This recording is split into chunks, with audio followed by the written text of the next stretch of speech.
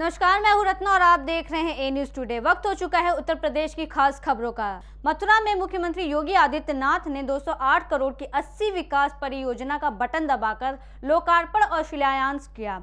कार्यक्रम के दौरान मुख्यमंत्री योगी आदित्यनाथ ने प्रधानमंत्री आवास योजना के तहत लाभार्थियों को आवास की चाबियां भेंट की। इसके साथ ही कन्या सुमंगल योजना के लाभार्थियों को भी लाभान्वित किया। बाद में मुख्यमंत्री योगी आदित्यनाथ ने संबोधित करते हुए कहा कि 9 साल बेमिसाल और भारत हुआ खुशहाल। इसके साथ ही उन्होंने कहा कि स्वतंत्र भारत के इतिहास में 9 साल उपलब्धियों से बड़ी हैं। इसके साथ ही उन्होंने कहा कि अमेरिका दुनिया में सबसे शक्तिशाली देश है, जहां पर प्रधानमंत्री नरेंद्र मोदी अपना संबोधन दे रहे थे। मथुरा से देखिए रिपोर्टर अमित शर्मा की रिपोर्ट। कोरोना कालखंड में लगातार 3.25 वर्ष से अपने लोगों को 80 करोड़ लोगों को फ्री में राशन की सुविधा का लाभ दे रहा है, और दूसरी तरफ पाकिस्तान है, उसकी दरिद्रता पर दुनिया आज हंसती है। वहां 1 जून रोटी के लिए किस प्रकार से छीना झपटी हो रही है, यह भी आपके सामने दृश्य है, दुनिया के सामने दृश्य है। 140 करोड़ लोग खुशहाली से भारत का निर्माण और एक नए भारत को देख रहे हैं। जब भारत अपनी आजादी का अमृत महोत्सव मना रहा था और आजादी के अमृत काल के प्रथम वर्ष में प्रवेश किया, उस समय भारत के साथ 2 बड़ी उपलब्धियां जुड़ी। एक, जिस ब्रिटेन ने भारत पर लगभग 200 वर्षों तक शासन किया, उसे पछाड़ करके भारत दुनिया की 5वीं बड़ी अर्थव्यवस्था बनता है। और दूसरा, G20 के देशों की अध्यक्षता भी प्रधानमंत्री मोदी जी के नेतृत्व में भारत कर रहा है।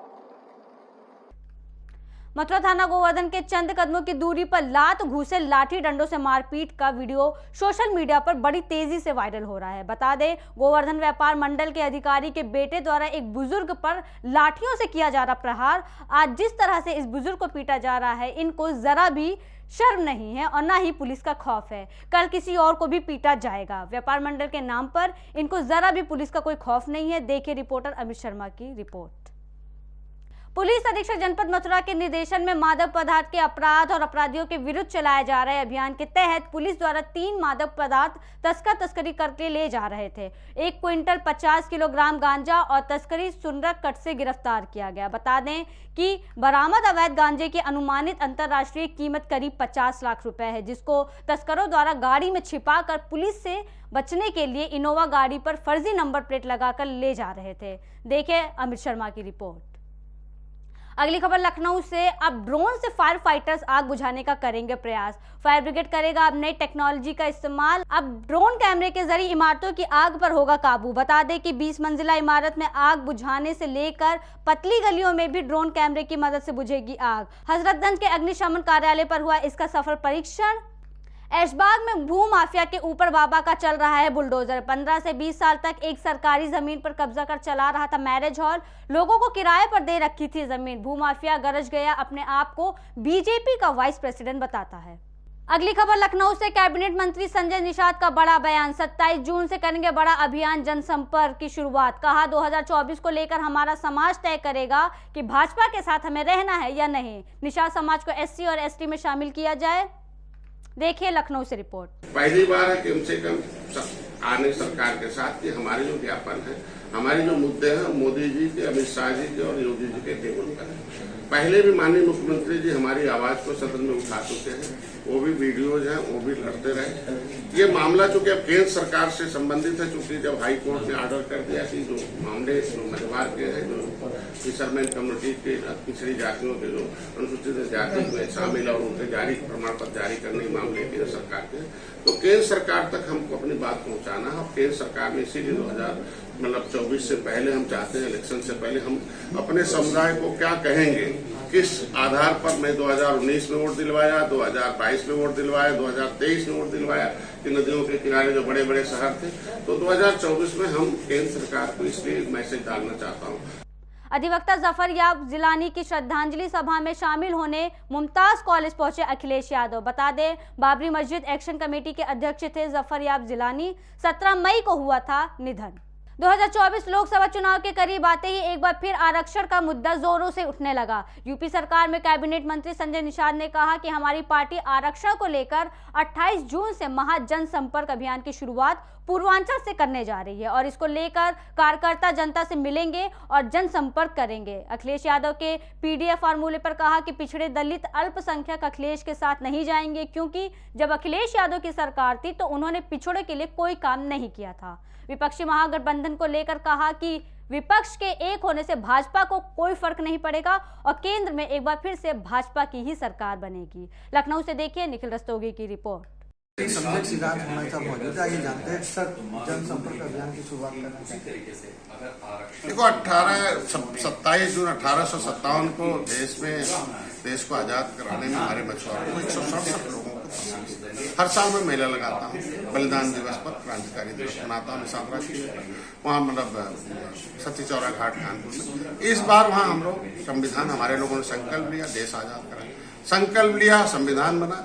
तो संविधान में लिखा हुआ लेदरमैन, वाशरमैन, फिशरमैन, क्राफ्टमैन, ये अनुसूचित जाति की सूची में जातियों का समूह है।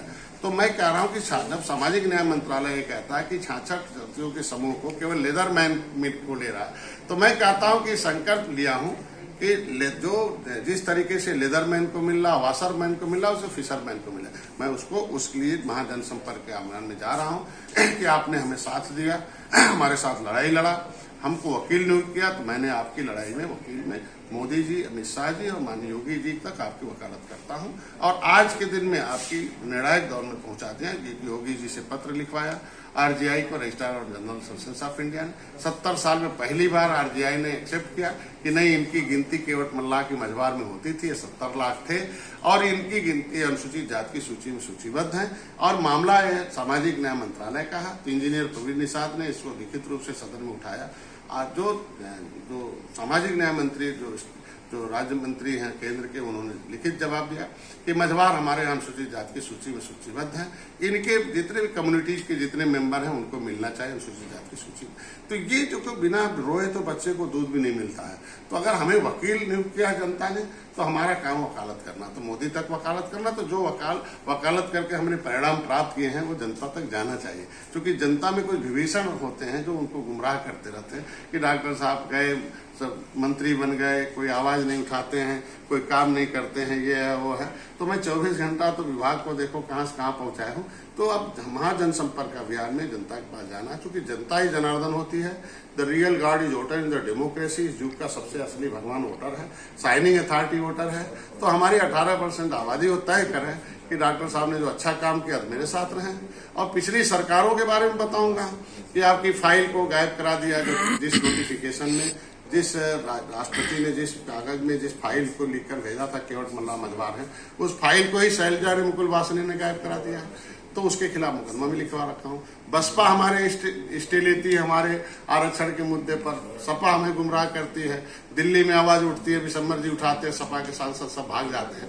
तो ये दोहरी चरित्र वालों को समझो। और भारतीय जनता पार्टी है कि योगी जी आपकी आवाज दिल्ली में भी उठाते रहे हैं, जो सांसद रहे हैं, और आज पत्र भी लिखते हैं, और आप हमारे साथ खड़े हैं। तो आप उसको निर्णायक दौर में पहुंचा दिया हूं, तो साथ हमारे रहिए, आगे भी निर्णायक। सिद्धार्थनगर के त्रिलोकपुर में चोरों ने नकदी और आभूषणों पर अपना हाथ साफ कर दिया। चोरों ने घर में रखे 8,000 रुपए और करीब 13 तोले के सोने और 1 किलो चांदी के आभूषण चोरी कर लिए। बता दें, घर में टूटी अलमारी, संदूक, बक्से टूटे देखकर चोरी की जानकारी हुई। पीड़ित ने रविवार सुबह थाने पहुंचकर तहरीर देकर कार्रवाई की मांग की है। थाना अध्यक्ष सूर्य प्रकाश सिंह का कहना है कि गृह स्वामी ने तहरीर दी है, जल्द ही चोरों को पकड़ा जाएगा। सिद्धार्थनगर से देखिए ब्रिजेश पांडे की रिपोर्ट। खबर प्रतापगढ़ से। पूर्व कैबिनेट मंत्री के काफिले की गाड़ी पलटी, सुरक्षा कर्मियों समेत 5 घायल। प्रयागराज से लखनऊ जाते समय हुआ हादसा। बता दें, कुत्ते को बचाने के चक्कर में गाड़ी पलट गई। हादसे में ड्राइवर और सुरक्षा कर्मियों समेत 5 लोग घायल हो गए। सभी का इलाज मणिपुर के निजी अस्पताल में कराया जा रहा है। स्थानीय पुलिस सूचना पर सीएचसी के डॉक्टर भी मौके पर पहुंच गए हैं। मणिपुर थाना के रहमत अली का पूर्वा की घटना, लोकेशन प्रतापगढ़ की। फिलहाल के लिए इतना ही। देश और दुनिया की तमाम बड़ी खबरों के लिए देखते रहिए ए न्यूज़ टुडे।